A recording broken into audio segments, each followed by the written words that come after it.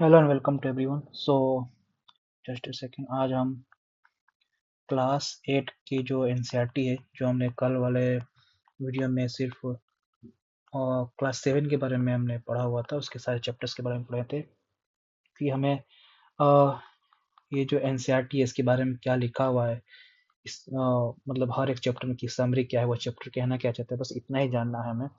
जब डिटेल में जानना आएगा तो जो हमारे मेन बुक्स होती हैं, जैसे कि पॉलिटी की मेन बुक कही जाती है एम लक्ष्मीकांत, तो हम उसमें से जानेंगे। लेकिन एक बेसिक वर्ड, क्योंकि हमें क्या है, एक फाउंडेशन बनाना है। फाउंडेशन बनाने के लिए ये जरूरी होता है कि हमें एनसीईआरटी पढ़ना है। अब एनसीईआरटी और एक एक चैप्टर को हम इन डिटेल पढ़ने लगेंगे, उसमें टाइम जो होता है वो बहुत ज़्यादा लगता है। तो इसीलिए हमने क्या किया है, हमने एक मैंने मतलब मेरे को, क्योंकि मुझे 2025 का यूपीएससी एग्ज़ाम देना है, तो ऐसा नहीं है कि मैं वो चीज़ की प्रैक्टिस करूँगा जो मेरे काम ना आए, क्योंकि कहा जाता है ना, स्मार्ट स्टडी बहुत ज़रूरी होता है, तो वही मैं करने की कोशिश कर रहा हूँ। तो चलिए चैप्टर 1 जो है वो स्टार्ट करते हैं एनसीईआरटी का। जो एनसीईआरटी का जो चैप्टर 1 है क्लास 8 का, उसका नाम है द इंडियन कॉन्स्टिट्यूशन। इसका क्या नाम है? इसका नाम है इंडियन कॉन्स्टिट्यूशन। ठीक है, इसका पहले एक ओवरव्यू ले लेते हैं, इसमें क्या क्या हमको सीखने को मिलेगा। इसमें हमको पता चलता है कि आखिर जो हमारा कॉन्स्टिट्यूशन है उसका सिग्निफिकेंस क्या है, उसका हमारा इम्पोर्टेंस क्या है, इसके बारे में हम कॉन्स्टिट्यूशन इस चैप्टर में हम जानेंगे। कुछ की कॉन्सेप्ट के बारे में देख लेते हैं कि कॉन्सेप्ट, जस्ट अ सेकेंड। मैंने नोट्स बना के रखे हुए हैं, तो मैं उसी नोट्स के थ्रू स्टार्ट करूंगा। ठीक है। इम्पोर्टेंस, इसमें पता चलता है इम्पोर्टेंस क्या है, किस चीज़ का इम्पोर्टेंस, हमारे कॉन्स्टिट्यूशन का। कॉन्स्टिट्यूशन का, जी हाँ, कॉन्स्टिट्यूशन का कुछ ना कुछ इम्पोर्टेंस होता है। ठीक है।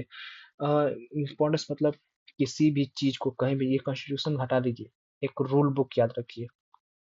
रूल बुक एक गाइडेंस, एक जस्टिस, एक हक कहाँ कहाँ होता है। किसी भी कंपनी, किसी भी कंट्री या किसी भी फैमिली के लिए एक रूल होता है, वहाँ पे कुछ ना कुछ उसके आइडेंटिटीज होती है। तो इसी तरह कॉन्स्टिट्यूशन हमारा क्या बताता है कि हमारे कंट्री की आइडेंटिटी क्या है, कैसे हमारे यहाँ लोग रहते हैं, उनके हक क्या है, गवर्नमेंट कैसे काम करती है, सब कहाँ होता है, कॉन्स्टिट्यूशन के अंदर होता है। ठीक है।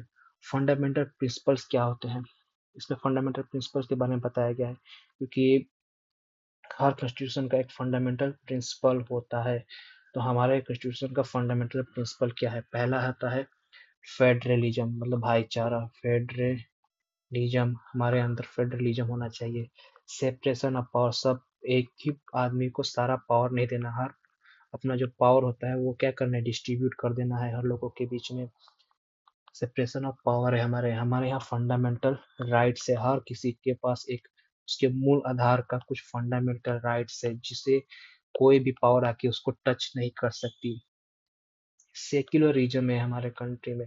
सेक्युलरिज्म, जी हाँ, सेक्युलरिज्म, कोई हम एक किसी भी धर्म को, किसी भी एक धर्म को हम ज्यादा से ज्यादा इम्पोर्टेंस नहीं देते हैं, ऐसा हमारे कॉन्स्टिट्यूशन में लिखा हुआ है। ठीक है। डेमोक्रेसी, डेमोक्रेसी है हमारे गवर्नमेंट में, मतलब हमारे कॉन्स्टिट्यूशन हमें डेमोक्रेसी देता है। अब इसी कॉन्स्टिट्यूशन में एक प्रियम्बल होता है, जैसे हर एक चैप्टर में के स्टार्टिंग में एक प्रस्तावना होता है कि इस चैप्टर, ये बुक ये आपसे क्या कहना चाहती है। तो वैसे ही हमारे में भी क्या है, एक प्रियम्बल है। ये प्रियम्बल क्या करता है? प्रियम्बल हमें ये बताता है कि हमारा कॉन्स्टिट्यूशन कैसा है, हमारा कॉन्स्टिट्यूशन कैसा होगा। यहाँ तक कि इसमें हमारा लॉ कौन मेंटेन करता है, लॉ कौन मेंटेन करता है, पावर किसके हाथ में है, पावर जो होती है वो किसके हाथ में है, ये सब प्रियम्बल बताता है। ठीक है। तो इतना था चैप्टर 1 में। अब चैप्टर 2 के बारे में जानते हैं कि चैप्टर 2 हमें क्या बताएगा। और चैप्टर 2, पहले उसका नाम है चैप्टर 2 का, सेक्युलरिज्म को समझना, अंडरस्टैंडिंग करना। क्या अंडरस्टैंडिंग करना है? सेक्युलरिज्म, सेक्युलरिज्म को समझना है। सेक्युलरिज्म, जी हाँ, सेक्युलरिज्म का जैसे कि हमारी जो कंट्री है इंडिया, मैं थोड़ा ऐसे ही बनाता हूँ रफ में। हमारी जो कंट्री है इंडिया, इसमें क्या है, इसमें बहुत डाइवर्सिटी है। अब जहाँ पे डाइवर्सिटी होती है, वहाँ पे मतभेद होने लगते हैं। तो वहाँ पे जो सरकार बनेगी, या तो वो उस ग्रुप की होगी या फिर उसके अपोजिट ग्रुप की होगी, ऐसा ही होता है। लेकिन हमारे यहाँ डाइवर्सिटी है, तो हमारे कॉन्स्टिट्यूशन में इसीलिए एक वर्ड लिखा गया है कि हम किसी भी धर्म को इम्पोर्टेंस ज़्यादा नहीं देंगे। इसीलिए हमारे यहाँ अंदर क्या वर्ड यूज हो गया, सेक्युलरिज्म, हम सेक्युलर रहेंगे, ये वर्ड ऐड किया गया। ठीक है, की कॉन्सेप्ट क्या है इस चैप्टर का, की कॉन्सेप्ट ये है इस चैप्टर का कि हमें सेक्युलरिज्म का मतलब पहले इसमें बताया गया है, मीनिंग किस चीज का, मीनिंग बताया गया है सेक्युलरिज्म का आखिर मीनिंग जानना होगा। सेक्युलरिज्म का मीनिंग होता है equal treatment of all religion, कोई भी रिलीजन हो उसको इक्वली ट्रीट करना है, इक्वल ट्रीट करना है ऑफ ऑल रिलीजन। अब ये रिलीजन क्या हर स्टेट के नहीं, बाय द स्टेट, जिस स्टेट का कॉन्स्टिट्यूशन है उस स्टेट का, हमारे यहाँ का इंडिया के लोगों को इक्वली ट्रीट करना है। ठीक है, वाई इंडिया चूज सेक्युलरिज्म, कोई जरूरत होगा कि इंडिया ने चूज किया, क्या चूज किया, सेक्युलरिज्म को। जी हाँ, इम्पोर्टेंस था क्या है, ये इंश्योर करने के लिए, कुछ ये इंश्योर करना चाहते, क्या इंश्योर करना चाहते थे, रिलीजियस, हाँ, क्या रिलीजियस में क्या इंश्योर करेंगे, रिलीजियस में इंश्योर करेंगे ये फ्रीडम, रिलीजियस में जो भी हो फ्रीडम हो, कोई एक रिलीजियन जो है दूसरे रिलीजन पे क्या हो, डोमिनेंट ना हो। तो ये फ्रीडम, ये जो डोमिनेशन हटाना है एक रिलीजन का दूसरे रिलीजन पे, इसके लिए सेक्युलरिज्म जो वर्ड है वो चूज किया। अब ये जो सेक्युलरिज्म कैसे प्रैक्टिस होता है, ये जो सेक्युलरिज्म है ये आखिर प्रैक्टिस किस तरीके से होता है, सिंपल है।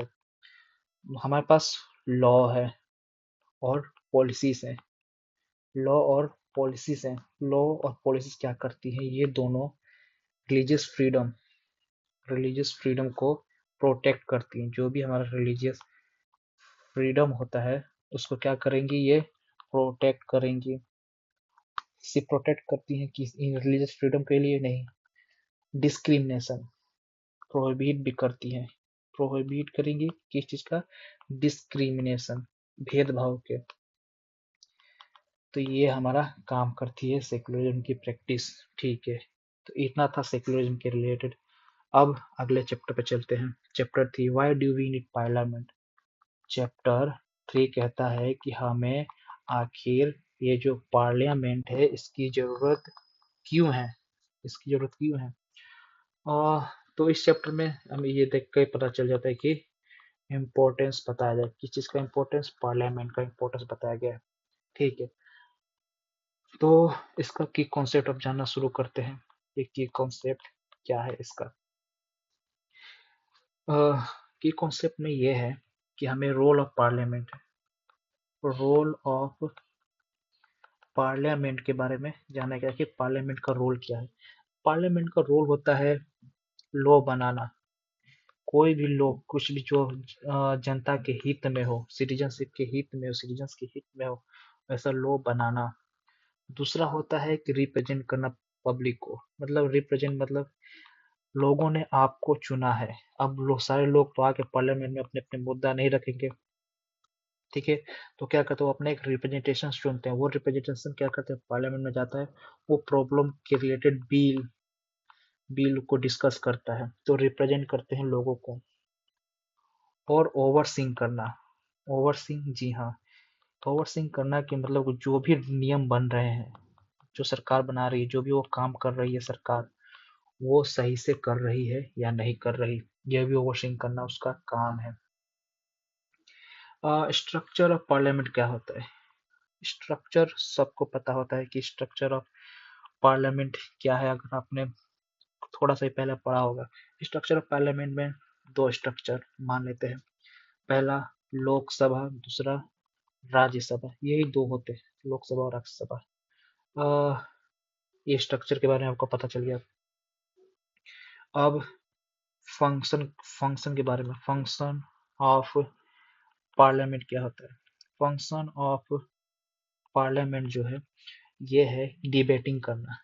कोई भी लॉ आता है तो उस पर पहले डिबेट होता है कि ये सही रहेगा या नहीं रहेगा, डिबेट करना। दूसरा काम होता है उनका डिबेट करके, सॉरी यहाँ पे ये डिबेट करके उस लॉ को पास करवाना, उसमें जो भी एरर्स होते हैं वो सुधार करवा के उस लॉ को पास करवाना।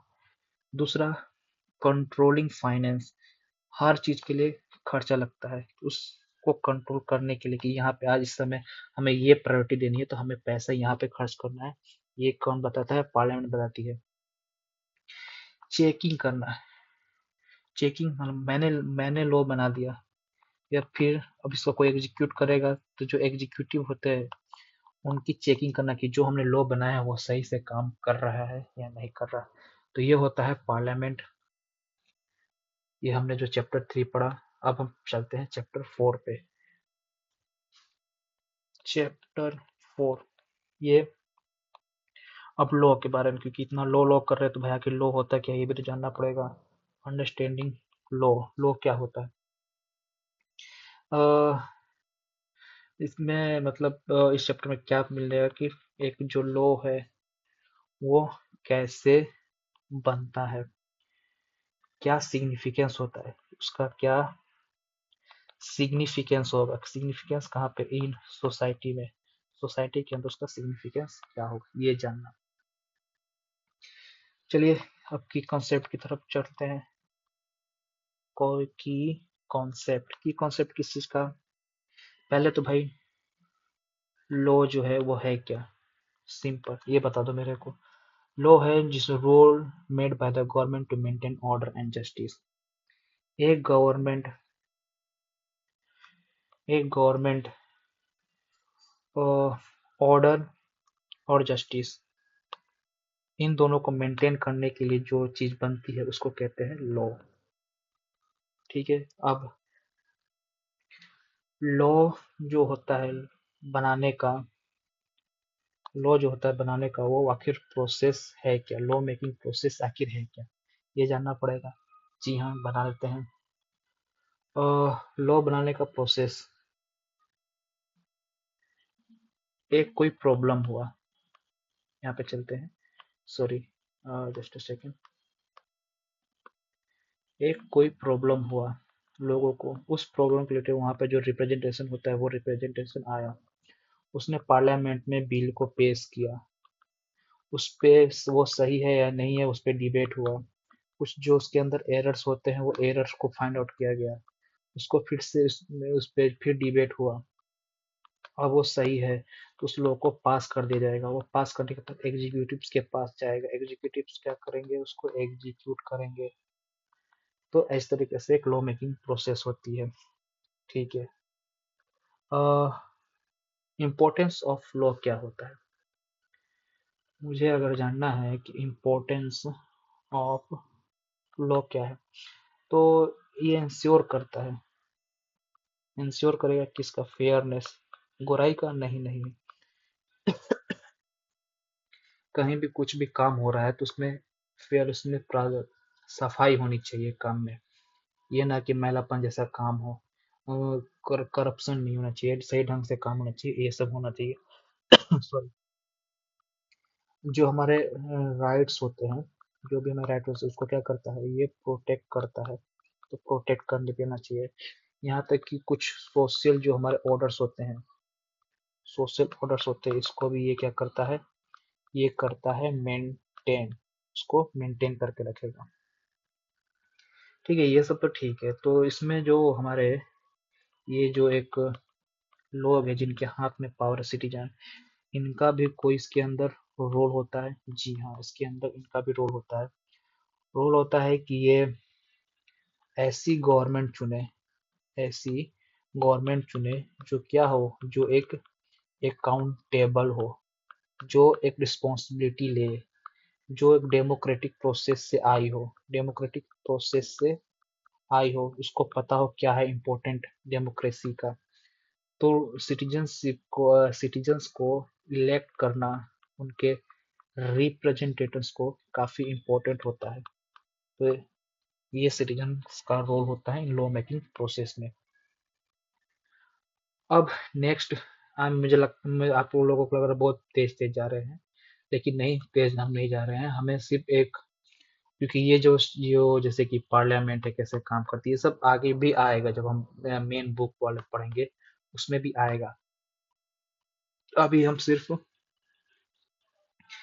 आखिर देखना चाहते हैं कि आखिर हमें जो एनसीईआरटी की बुक से हमसे कहना क्या चाहती है। अब हम चलते हैं चैप्टर 5 पे। चैप्टर 5 की चीज का है, तो चैप्टर 5 जो है वो है जुडिशरी का। जुडिशरी, जी हाँ।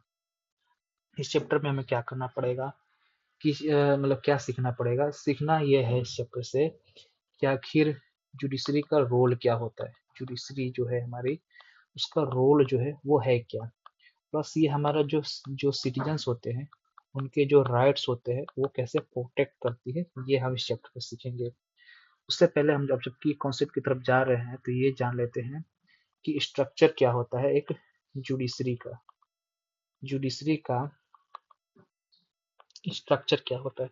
जुडिशरी में बहुत सारे कोर्ट के लेवल्स होते हैं। कोर्ट के लेवल, जी हाँ। सबसे हाई पे जो होता है सुप्रीम कोर्ट, ये जो भी हमें आदेश कर देती है वो फाइनल होता है, फाइनल डिसीजन होता है। उसके नीचे होते हैं हाई कोर्ट। कुछ स्टेट्स में हाई कोर्ट्स होते हैं, ठीक है। उसके बाद उसके नीचे होते हैं सब ऑर्डिनेट कोर्ट, जिससे डिस्ट्रिक्ट कोर्ट ऐसे सब कोर्ट कहे जाते हैं। तो इसके नीचे होते हैं सब ऑर्डिनेट कोर्ट, ये होते हैं इसके नीचे, ठीक है। ये हो गया। तो ये तो कोर्ट का स्ट्रक्चर के बारे में हम जान गए। अब हमें जानना है कि जो जुडिशरी होती है, जुडिशरी होती है, इसका जो फंक्शन होता है वो क्या होता है, वो बता दो साहब। वो होता है कि कोई चीज डिस्प्यूट होता है, चाहे वो आदमी के बीच में हो, कंपनी के बीच में हो, मैन के बीच में हो, कंपनी के बीच में हो, स्टेट के बीच में हो, कोई भी टाइप का डिस्प्यूट हो, उसको सॉल्व करना। कुछ लॉ बना हुआ है, सही नहीं बना, उसके अंदर इंटरप्रिटेट करेंगे, अपनी उंगली करेंगे कि भाई ये सही नहीं है, कॉन्स्टिट्यूशन के हिसाब से नहीं है। जो हमारे फंडामेंटल राइट्स है, ये कौन बचा रहा है, इसको बचाने का हक किसके पास है, तो सिर्फ कोर्ट्स के पास है इसका राइट, फंडामेंटल राइट को बचाने का, ठीक है। अब इंडिपेंडेंस ऑफ, क्योंकि हमारे यहाँ जुडिशरी, उस पर कोई भी रोक टोक नहीं है। इंडिपेंडेंस मतलब उसमें उसमें किसी का चाचा भतीजा जाकर वो जज नहीं बन सकता, इंडिपेंडेंट है। क्यों? क्योंकि इंडिपेंडेंट मतलब पहले कि ये किसी भी गवर्नमेंट का ब्रांच में नहीं आता है, वरना जो गवर्नमेंट आएगी वो अपने तरीके से वहाँ पे अपना जज रखेगी और अपने सारे काम करवाते जाएगी। तो इसलिए गवर्नमेंट के ब्रांच से ये क्या होता है, ये फ्री होता है, इस पे कोई किसी का नहीं चलता गवर्नमेंट का। जुडिशियल रिव्यू क्या होता है, इसके अंदर एक टर्म आता है जुडिशियल रिव्यू। जुडिशियल रिव्यू मतलब कोई भी, जैसे कि हमारी गवर्नमेंट है, उसने कोई भी टाइप का लॉ बनाया, ठीक है, और वो लॉ हमारे कॉन्स्टिट्यूशन जो होता है, हमारा जो कॉन्स्टिट्यूशन होता है उसके अगेंस्ट बना हुआ हो, उसके अगेंस्ट बना हुआ हो, तो जुडिशियल रिव्यू स्टार्ट हो जाएगा। गवर्नमेंट को कहा जाएगा आप इस लॉ को वापस लीजिए, या फिर इसके जो एरर्स हैं इसको अपने कॉन्स्टिट्यूशन के अकॉर्डिंग इसको ठीक कीजिए। तो इसको कहते हैं जुडिशियल रिव्यू। तो ये था चैप्टर 5। अब चलते हैं चैप्टर 6 पे। चैप्टर 6 किसका है कि क्रिमिनल जस्टिस सिस्टम क्या होता है। चैप्टर 6, अब हमको जानना है कि समझना है, क्या समझना है भाई, समझना है कि जो ये क्रिमिनल जस्टिस सिस्टम होता है, ये क्या होता है। क्रिमिनल जस्टिस सिस्टम, तो 4 की प्लेयर होते हैं क्रिमिनल जस्टिस सिस्टम में। और जैसे कि मैं यहाँ पे लिख देता हूँ, यह है हमारा क्रिमिनल जस्टिस और ये सिस्टम, ठीक है। इसके 4 मेन प्लेयर होते हैं। पहला प्लेयर कौन होता है, पहला होता है पुलिस, जो उस क्रिमिनल को पकड़ता है। फिर होते हैं पब्लिक प्रोसिक्यूटर। पब्लिक प्रोसिक्यूटर क्या होता है, जो उस क्रिमिनल को कोर्ट में उसके खिलाफ क्या कहते हैं, उसके खिलाफ, क्रिमिनल के खिलाफ सबूत या उसके गवाह और उसके जुर्मों के बारे में बताता है कैसे किया। लेकिन फिर होता है डिफेंस, क्योंकि क्या पता उसने वो गुनाह ना किया हो, तो एक डिफेंस लॉयर भी होते हैं जो क्रिमिनल के लिए लड़ते हैं। फिर आता है एक जज। ये क्या करता है, वो क्रिमिनल ने जैसे ही इन्होंने अपना काम किया साबित हुआ, जज जो है सब कुछ सुनता है, उसके अकॉर्डिंग उसको सजा देना है कि नहीं देना, ये जज डिसाइड करता है। दीज आर द फोर की प्लेयर्स। ठीक है। अब प्रोसेस ऑफ इन्वेस्टिगेशन, इसमें लिखा हुआ है प्रोसेस ऑफ इन्वेस्टिगेशन क्या होता है। और ये रोल होता है, अब ये पूरा डिटेल में तो नहीं, लेकिन रोल होता है पुलिस का क्रिमिनल के अकॉर्डिंग छानबीन करना, उसने कब किया, कैसे किया, किस तरीके से किया, ये सब एक इन्वेस्टिगेशन का एक कारण होता है, क्यों किया हुआ है ये सब जानना। पब्लिक प्रोसिक्यूटर जो होता है उसका रोल क्या होता है। पब्लिक प्रोसिक्यूटर का मतलब ये रिप्रेजेंट करता है, रिप्रेजेंट करेगा, किसको रिप्रेजेंट करेगा, क्रिमिनल को के ट्रायल्स को, क्रिमिनल के ट्रायल्स को, कि भाई इसने ये ऐसा ऐसा काम किया हुआ है। फिर आता है फेयर ट्रायल, इसके अंदर एक वर्ड है जो हमें जानना चाहिए, वो है फेयर ट्रायल। फेयर ट्रायल का मतलब होता है कि एक एक्यूज्ड जो होता है, जिस पे आरोप लगा हो, तो उसका भी कुछ ना कुछ राइट्स होता है। और जब तक उसके गुनाह जो होता है वो साबित नहीं हो जाता, तो उसके क्या होता है, राइट्स होते हैं। लीगल रिप्रेजेंटेशन होना, एक जो लीगल रिप्रेजेंटेशन होते हैं उनके भी कुछ इम्पोर्टेंस होता है, उनका भी इम्पोर्टेंस होता है। ठीक है। इसमें जो जज है, जो भी क्या करेगा, जो भी जजमेंट देगा, जो भी जजमेंट देगा वो क्या होना चाहिए, वो एक फेयर होना चाहिए। तो ये सब फेयर ट्रायल्स के अंदर आते हैं। ये सब होने के बाद, क्योंकि यहाँ पे जैसे कि बताया गया कि एक्यूज का राइट होता है, तो importance of protecting right, protecting rights आखिर है क्या, कि जो भी जस्टिस हो रहा है, जो भी रूल ऑफ लॉ मेंटेन हो रहा है, वो बच्चे जैसे कि जो भी जस्टिस दिया जा रहा है, जो भी बताया जा रहा है, जजमेंट दिया जा रहा है, या फिर जो भी लॉ बना हो, ये दोनों क्या हो, ये प्रोटेक्ट हो। ये कौन प्रोटेक्ट करता है, अगर हमारा राइट्स प्रोटेक्ट होगा तभी ये दोनों प्रोटेक्ट होंगे, तो ये काम होता है। अब नेक्स्ट चैप्टर पर चलते हैं, चैप्टर नंबर 7। चैप्टर नंबर 7 मतलब चैप्टर का नाम है अंडरस्टैंडिंग।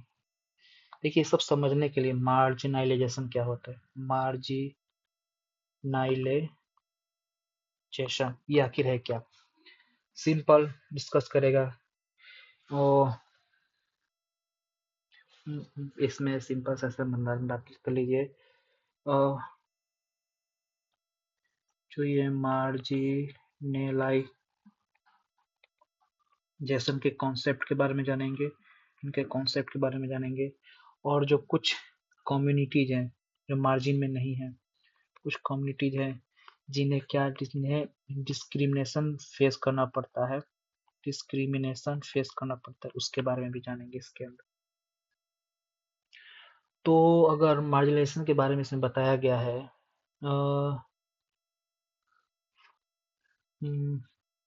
कैसे बता सकते हैं, एक्सक्लूजन ऑफ ग्रुप्स और community from main stream society. Exclusion, exclusion हो रहा है, किसका एक्सक्लूजन हो रहा है, किन का एक्सक्लूजन, किसी ग्रुप का ही से, और नहीं ग्रुप का ही नहीं, आप उसको कम्युनिटीज भी कह सकते हैं, कम्युनिटीज का, कहाँ से, from main stream of society, main stream of society. ऐसा समझिए कि एक कोई ए और बी यहाँ पे लोग रहते हैं, ए की संख्या बहुत ज्यादा है और बी वालों की कम है, तो अब ये क्या है, इनके साथ लोग डिस्क्रिमिनेशन जैसा व्यवहार करेंगे, डिस्क्रिमिनेशन जैसा व्यवहार करेंगे, इनको प्रोटेक्शन नहीं होता है, तो ये बी वाले ग्रुप क्या हो गए, ये बी वाले ग्रुप हो गए मार्जिनाइजेशन, ये इसके अंदर आ गए। कॉजेस क्या होता है मार्जिनलाइजेशन का, वो बहुत सारे कारण होते हैं।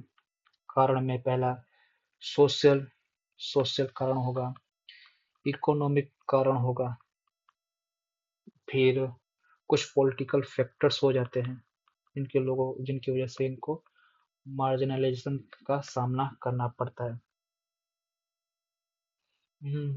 एग्जाम्पल्स में जैसे कि एग्जाम्पल्स की अगर बात की रह जाए, तो एग्जाम्पल्स में आप मान के चलिए जो एसटी वाले होते हैं, जो एससी वाले होंगे, ये सब क्या है, माइनॉरिटीज, माइनॉरिटीज, ये सब एग्जाम्पल है मार्जिनलाइजेशन के। ठीक है, गवर्नमेंट का एफर्ट क्या है इसमें, अगर हम गवर्नमेंट का एफर्ट की बात करेंगे तो गवर्नमेंट इसमें एफर्ट करती है पॉलिसीज बना के, लॉ बना के, ये सब गवर्नमेंट इनके थ्रू इनके प्रोटेक्ट करती है, इनके राइट्स को जो होते हैं, राइट्स को प्रोटेक्ट करती है। अब चैप्टर 8, कन्फ्रंटिंग मार्जिनलाइजेशन, इसमें कुछ स्ट्रगल्स के बारे में बताया गया है, तो यहाँ पे लिख देता हूँ, कॉन्फ्रंटिंग मार्जिनलाइजेशन। ठीक है, इन्होंने कुछ स्ट्रगल के बारे में किया गया है, वे इन विच कन्फ्रंटिंग, इसमें सिंपल ऐसा है कि बहुत सारे मूवमेंट्स हुए, गवर्नमेंट जो है उन्होंने पॉलिसीज बनाई, प्लस क्योंकि ये सब क्यों हुआ, क्योंकि इनको डिस्क्रिमिनेशन वाला जो चीज है वो फेस करना पड़ता था, तो डिस्क्रिमिनेशन का वो, इस सब को बचाने के लिए कुछ गवर्नमेंट ने लीगल एक्शंस भी लिए। ठीक है, और इम्पोर्टेंस क्या था इन इंफॉर्मेशन एक्शन का, कुछ इम्पोर्टेंस होगा, जी हाँ, इम्पोर्टेंस था कि वो रिजर्वेशन चाहते थे, रिजर्वेशन, ताकि वो अगले जो उनसे बड़े बड़े जो कम्युनिटी जो उनके इक्वल पे आ सकें, वो वो भी चाहते थे कि हमको इक्वल अपॉर्चुनिटी मिले, इक्वल अपॉर्चुनिटीज मिले, तो ये सब था।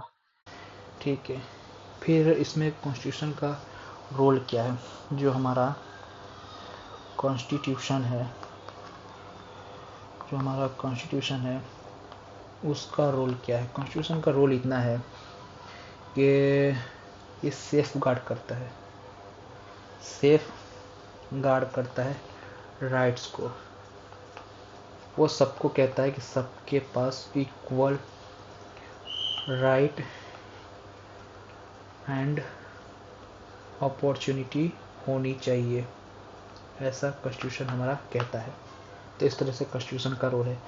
तो बस इसमें इतना ही था चैप्टर 8 में कि मूवमेंट क्या क्या हुए, मूवमेंट्स लोगों ने किए, कुछ गवर्नमेंट पॉलिसी से कुछ लीगल एक्शंस लिए गए, क्यों, क्योंकि ताकि जो डिस्क्रिमिनेशन से वो बचे रहे। इंपॉर्टेंस क्या था कि हमें क्या था इस चीज़ का कि हमें रिजर्वेशन चाहिए, हमें इक्वल अपॉर्चुनिटी चाहिए, और कॉन्स्टिट्यूशन का रोल बता ही दिया कि वो सेफ गार्ड करना चाहता है राइट्स को, ताकि सबको इक्वल राइट मिले और इक्वल अपॉर्चुनिटी मिले। नेक्स्ट है पब्लिक फैसिलिटी क्या होती है। चैप्टर 9 पब्लिक फैसिलिटी के बारे में जानना है। पब्लिक फैसिलिटी, जी हाँ, पब्लिक फैसिलिटी में इसका ऐसे समझो आप कि गवर्नमेंट का रोल होता है कि वो पब्लिक को आगे बढ़ने के लिए कुछ फैसिलिटी दे। ठीक है, तो पहले पब्लिक फैसिलिटी होती क्या है ये जान लेते हैं। तो पब्लिक फैसिलिटी का सिंपल सा मतलब ये है कि जो वहाँ के लोग हैं उनको वाटर सप्लाई मिलना चाहिए हर किसी को, प्लस हेल्थ केयर, सबको दवा बीरो की सुविधा मिलनी चाहिए, सबको एजुकेशन मिलना चाहिए। ये एक पब्लिक फैसिलिटी में, बेसिक पब्लिक फैसिलिटी में आता है। क्योंकि ये ज़रूरी क्यों है? क्योंकि ये हमारी क्या है, ये एक हमारी बेसिक नीड है, बेसिक नीड है हमारी। और इस यही हमको क्या करता है, प्रमोट करता है। इसकी वजह से हमें प्रमोट होता है क्या, इक्वलिटी। इक्वलिटी यहीं से प्रमोट होता है। इसी की वजह से जो हमारी लाइफ है वो इम्प्रूव होती है। इसलिए इसका पब्लिक फैसिलिटीज़ का होना बहुत ज़रूरी है। रोल ऑफ गवर्नमेंट क्या है इसके अंदर? रोल ऑफ गवर्नमेंट आखिर है क्या? रोल ऑफ गवर्नमेंट सीधा से मतलब करेंगे कि जो भी पब्लिक फैसिलिटी है, जैसे कि ये पब्लिक फैसिलिटी है, इसको गवर्नमेंट क्या करेगी, ये इंश्योर करेगी सबको इसका एक्सेस मिले। और ये जो अंडर प्रिविलेज लोग हैं, जो अंडर प्रिविलेज लोग हैं उसे ये ज़्यादा मिले, तो ये गवर्नमेंट का काम होता है। चैलेंजिंग क्या होता है? हाँ, चैलेंजिंग, क्योंकि ये तो नहीं है कि सब कुछ भाई मिलता ही जाएगा। तो चैलेंजिंग क्या होता है? पब्लिक फैसिलिटी को आखिर प्रोवाइड करवाने में चैलेंजिंग कुछ नहीं है। चैलेंजिंग में यही है कि जो रिसोर्सेज है हमारे पास, रिसोर्सेज की क्या है, स्कैर्सिटी है। एक चीज़ को करेंगे दूसरी चीज़ को नहीं कर पाएंगे। दूसरा हमारे पास करप्शन है, जो हर किसी के पास वो फैसिलिटी पहुंचने से रोकता है। इनएफिशिएंसी है, अगर हमारे पास कुछ है तो उससे वो ऐसा सिस्टम नहीं है कि ये हर एक लोगों तक पहुंच जाए। तो ये सब प्रॉब्लम है पब्लिक फैसिलिटी को पहुंचाने में, चैलेंजेस आते हैं। अब लास्ट चैप्टर 10, ये क्या आंसर है? इस चैप्टर का नाम है लॉ और सोशल जस्टिस। लॉ और सोशल जस्टिस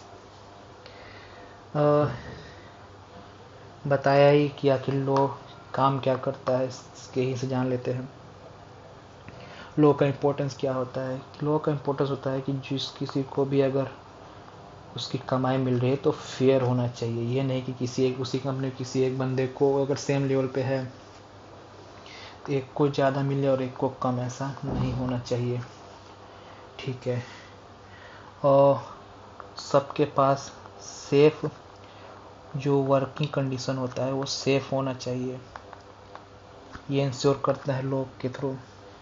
और प्रोटेक्शन देता है, प्रोटेक्शन हाँ अगेंस्ट हाँ किसके अगेंस्ट? एक्सप्लॉयटेशन। किसी का भी एक्सप्लॉयटेशन नहीं होना चाहिए। 4 रुपये देकर हम उससे 10 रुपये का काम नहीं करवा सकते।